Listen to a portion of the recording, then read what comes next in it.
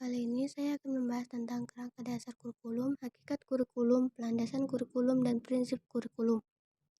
Konsep dasar kurikulum adalah penyusunan dasar kurikulum merupakan landasan utama dalam pengembangan struktur kurikulum yang menjadi acuan belajaran.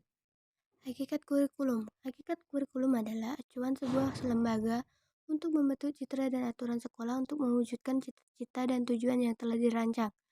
Pada dasarnya, sebuah kurikulum dibentuk dan dirancang agar mampu mewujudkan anak didik yang memuat semua aspek baik aspek kognitif, afektif, maupun psikomotorik. Lalu, landasan kurikulum. Landasan yang pertama yaitu landasan filosofis, yang berkaitan dengan hakikat dari filsafat dan juga pendidikan. Filsafat atau pandangan hidup dalam dunia pendidikan bertujuan untuk memberikan arah bagi peserta didik dalam belajar. Lalu, landasan psikologi. Landasan psikologi harus menjadi landasan pengembangan kurikulum untuk menentukan bagaimana suatu sistem pengajaran dapat berjalan dengan semestinya.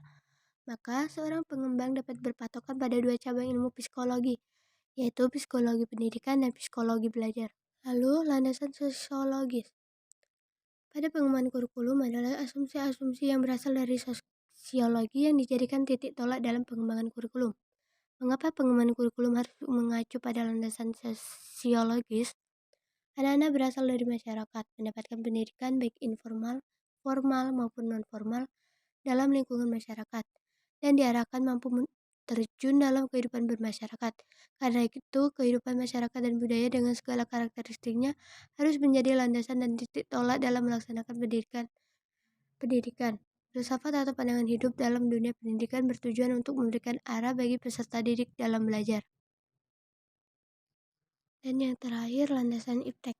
Landasan perkembangan ilmu pengetahuan dan teknologi secara langsung berimplikasi terhadap pengembangan kurikulum yang di dalamnya mencakup pengembangan isi, materi pendidikan, penggunaan strategi, dan media pembelajaran, serta penggunaan sistem evaluasi. Perubahan kurikulum. Konsep kurikulum terus berkembang dan berubah dari tahun ke tahun sesuai dengan perkembangan dan kebutuhan masyarakat. Di Indonesia telah terjadi beberapa perubahan kurikulum dari sejak tahun 1947 hingga kini. Lalu, mengapa kurikulum mengalami perubahan? Yang pertama, agar relevan dengan perkembangan zaman. Yang kedua, agar dapat memenuhi kebutuhan belajar siswa. Yang pertama, kurikulum 1947.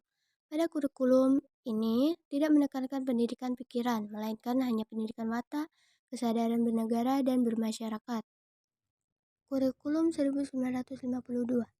Pada kurikulum ini menekankan bahwa di setiap rencana pembelajaran harus memperhatikan isi pelajaran yang dihubungkan dengan kehidupan sehari-hari. Selain itu, kurikulum juga mengatur satu orang guru hanya mengajar satu pelajaran. Lalu, kurikulum 1964. Pada kurikulum ini, pembelajaran menitik beratkan pada pengembangan moral, kecerdasan, emosional, atau artistik, keterampilan, dan jasmani, atau disebut Pancawardhana. Kurikulum 1968. Tujuan utama kurikulum itu adalah untuk membentuk manusia Pancasila sejati, kuat, dan sehat jasmani, mempertinggi kecerdasan dan keterampilan jasmani, moral, budi pekerti, dan keyakinan beragama. Kurikulum 1975. Latar belakang kelahirannya akibat dari sejumlah perubahan oleh pembangunan nasional.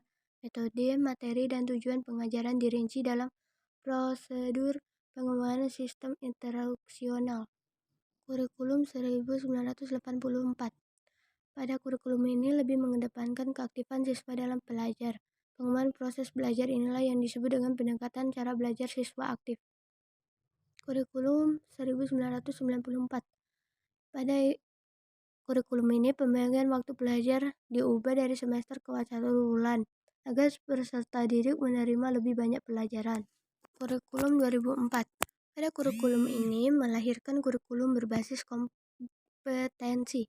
Pada kurikulum ini menekankan pada keterampilan kompetensi siswa secara individual maupun klasikal, berorientasi pada hasil belajar keberagaman.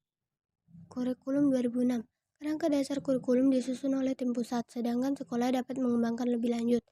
Guru dituntut mengembangkan silabus sesuai dengan kondisi sekolah. Kurikulum 2013 bertujuan mempersiapkan insan Indonesia yang produktif, kreatif, inovatif, afektif, dan pembelajaran diarahkan untuk membantu peserta didik. Itulah tadi penyampaian materi dari saya. Wassalamualaikum warahmatullahi wabarakatuh.